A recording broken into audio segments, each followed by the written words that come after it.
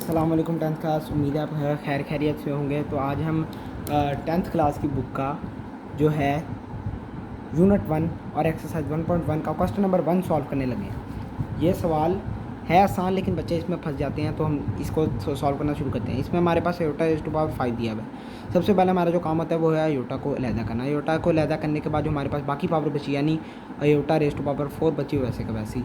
अब हमने आगे क्या करना है, अब हम इसे और मज़ीद सिंप्लीफाई करेंगे। इस चैप्टर में सिंप्लीफाई के अलावा, यानी इस क्वेश्चन में सिंप्लीफाई के अलावा कुछ नहीं है, बहुत आसान क्वेश्चन है। चलिए देखते हैं कैसे होगा सिंप्लीफाई।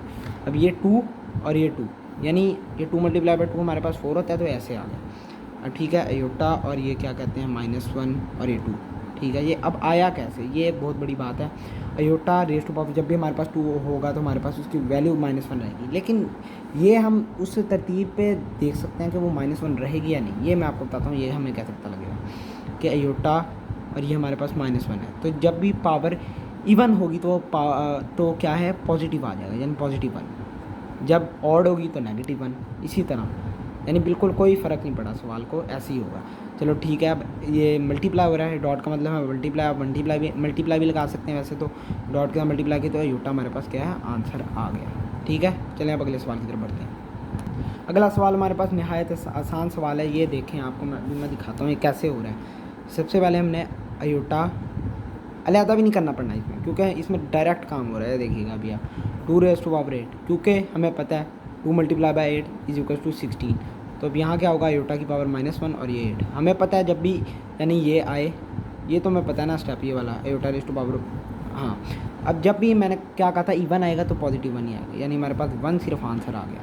तो ये देखें कितने सवाल आंसर आसान आ रहे हैं, और सवाल भी कितने आसान है। 3-4 लाइनों से ज़्यादा वो आपसे डिमांड ही नहीं कर रहे। चलें अगले सवाल की तरफ चलते हैं। ये सवाल ऐसा कि काफ़ी स्टूडेंट भी इस पर फंस जाते हैं, क्योंकि इस सवाल में उनको कॉन्सेप्ट नहीं पता। ये बात हमें हमेशा याद रखना कि आयोटा के साथ अगर कभी भी पावर माइनस में हो तो हमने उसकी पावर को हमेशा पॉजिटिव में करना है। ठीक है, ये बात हमेशा याद रखना। उसके बाद हमने ये आयोटा को नीचे ले गए, आयोटा का माइनस वैसे वैसे ही रहेगा। हम चाहें तो यहाँ भी लगा सकते हैं, ऊपर भी लगा सकते हैं। ठीक है, अब ये जो है यहाँ लगा देते हैं। पावर हमें पता नहीं, -19 वो होगी, यानी पॉजिटिव होगी, क्योंकि नीचे आ गई ना, ये देखिए नीचे आ गई तो पॉजिटिव होगी। अच्छा ठीक है, अब हम ये माइनस सीधा लगा देते हैं, ज़्यादा बेहतर है वैसे। अच्छा ठीक है, आयोटा अलहदा कर लिया, iota raise to power 18, iota raise to power 18 और -1 ऊपर का वैसे है। तो अब आगे देख लेते हैं कैसे वो -1 डिवाइड बाई आयोटा। आयोटा के साथ 18 था, तो यानी 2 9 18, 2 मल्टीप्लाई बाई 9 कितना होता है, 18 के इक्वल। तो हम आगे चल लेते हैं, -1 वैसे का वैसे ही आएगा, आयोटा वैसे का वैसे ही आएगा। अब ये जो आयोटा की पावर हमने पीछे डाली थी, यानी आयोटा इज इक्वल टू -1, ये वैसे का वैसे ही, यानी -1 वैसे वैसे ही 9। अब ये पहला सवाल है जिसमें ऑड आया, ऑड, और हमें पता है जिसको कंसेप्ट होगा वो तो सीधा कहेगा कि हाँ -1 आना है, तो -1 आ गया। अब -1 डिवाइड बाई माइनस आयोटा, क्यों आया माइनस आयोटा, क्योंकि इससे मल्टीप्लाई हो रहा था। मल्टीप्लाई होने के बाद ये भी माइनस हो गया, क्योंकि 1 से जो भी चीज़ मल्टीप्लाई हो 1 के साथ जो साइन होता है वो उसके साथ आ जाता है। तो यहाँ ये प्लस हो जाएगा, हमें पता है प्लस हो जाएगा। तो 1 डिवाइड बाई आयोटा सिंपल हमारे पास आंसर बन गया। ये देखें कितना आसान सवाल था ये। चलें अब अगले चौथे पार्ट की तरफ चलते हैं। जी बुक वाले ने दूसरा सवाल भी इसी तरह दे दिया है। देखें, मैंने आपको पहले ही कहा था कि ये कॉन्सेप्ट से चीज़ें समझ आती हैं। चलें अब देखते हैं इसमें क्या करना है। हमें पता है कि पहले पावर को हमने अलहदा करना है। Power iota raise to power -26 है, तो नीचे जाके +26 हो जाएगा। ठीक है, बिल्कुल वैसी स्टेप है, बिल्कुल कोई चेंज नहीं पिछले सवाल की तरह।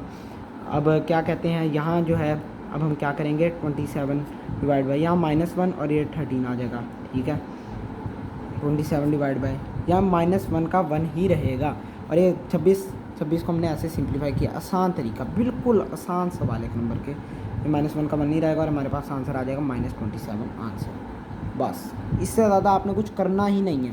बस अपने कॉन्सेप्ट को एक दफ़ा दिमाग में बिठा लें, तो आपके कोई भी बेशक बोर्ड वाला अपनी तरफ से ही देता नहीं है, लेकिन दे दे।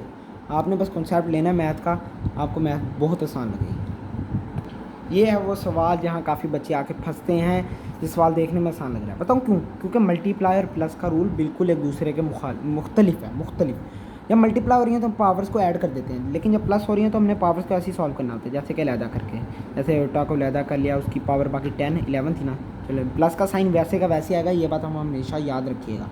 उसके बाद आयोटा और आयोटा रेज़ टू पावर 4 ऐसे का ऐसे ही। उसके बाद आयोटा और iota raise to power 2 5 plus iota और आयोटा रेस्ट टू पावर 2 यानी ये वही वाला ना कि आयोटा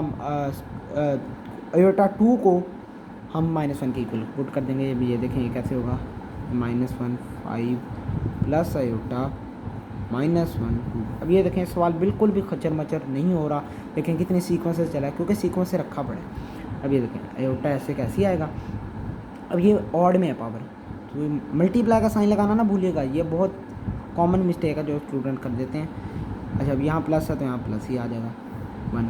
अब ये आयोटा -1 से हुआ तो क्या बन जाएगा माइनस आयोटा, और ये आयोटा +1 से हुआ यानी 1 के साथ कोई साइन नहीं है, लेकिन जिसका कोई साइन ना हो वो प्लस ही होता है, तो यहाँ प्लस आयोटा। तो माइनस आयोटा प्लस आयोटा हमें जो पता है एक चीज़ माइनस और एक चीज़ प्लस, दोनों को कैंसिल आउट कर देंगे। कैंसिल आउट करने के बाद 0 हमारे पास आंसर आ गया।